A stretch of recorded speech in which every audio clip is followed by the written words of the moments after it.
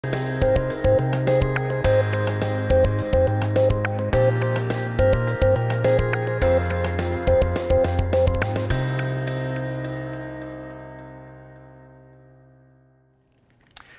an 8259 chip is for handling interrupts, and we can also cascade them. So 8259, we had that reserved address earlier. C number 2 is reserved. That's for cascading, right? Number 2, we're going to go ahead and pop a whole separate chip in there to generate interrupts for number 2. So for number 2, that interrupt could mean a lot of stuff. It could be the CMOS clock.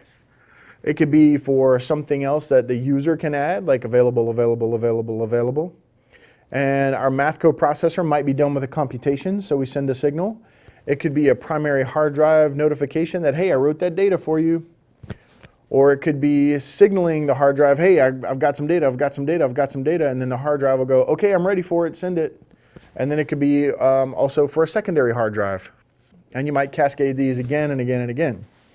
But there's a lot of interrupts in the CPU. There's not just one. And modern chips, the modern CPUs have many interrupts. So how does it know when number 2, which one's which? Well, it'll know if it's trying to write data to the hard drive. So if it gets an interrupt, it might be that the hard drive is done. But what if it wrote data to 2 hard drives? Well, it wouldn't do that, right? It would have to kind of manage that. So that's how it determines what's what. And if it's not doing any operation, then it'll figure it's the CMOS clock. Or if it sent out the hard drive data a second ago and I'm getting 3 or 4 beats in between, I might know that it's a CMOS clock based on some kind of time or something like that. Or I might disable the CMOS clock through an instruction while I'm writing data to the hard drive, so when I get that interrupt back, I'm not confusing it with the CMOS clock. I know that it's the hard drive, right? So that's the kind of thing you would do. You would have to lock out those other interrupts until that one's done. So one problem like with an alarm system, so the interrupts have priority, right? So they have this here as well. So the keyboard's a high priority. When keys are being pressed, you need to know. You don't want to miss one. So like with a fire alarm versus a security alarm, the fire alarm is always going to get priority. If you have a burglar alarm and a fire alarm go off at the exact same time, it's going to prioritize the fire alarm over the burglar alarm.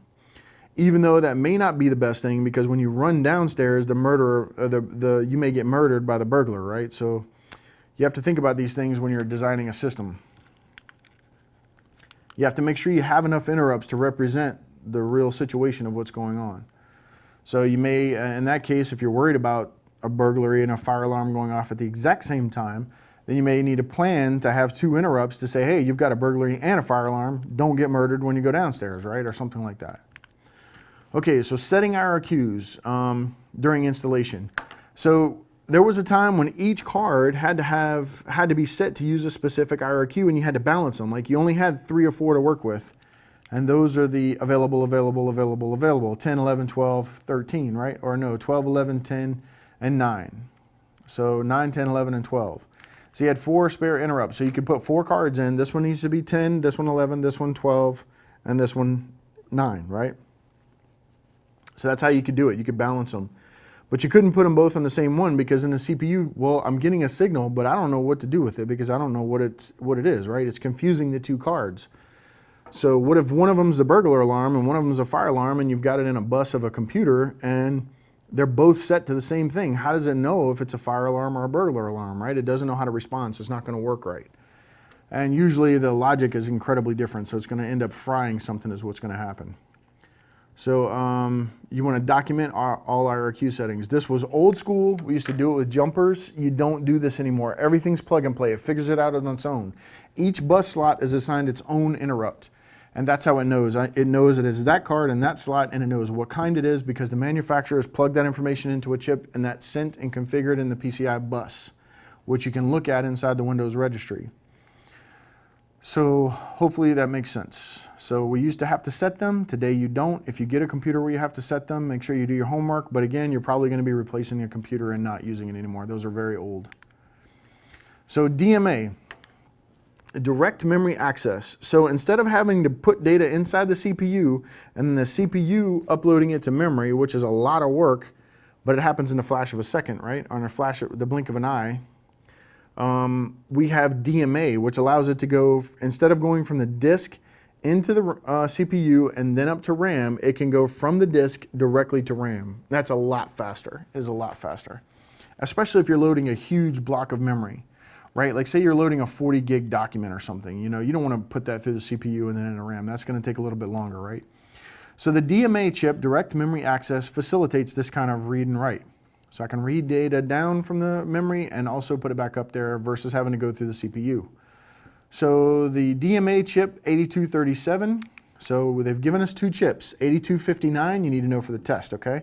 There's an 8259 and there is an 8237. The 8237 is for the DMA and the 8259 is for your IRQ handling.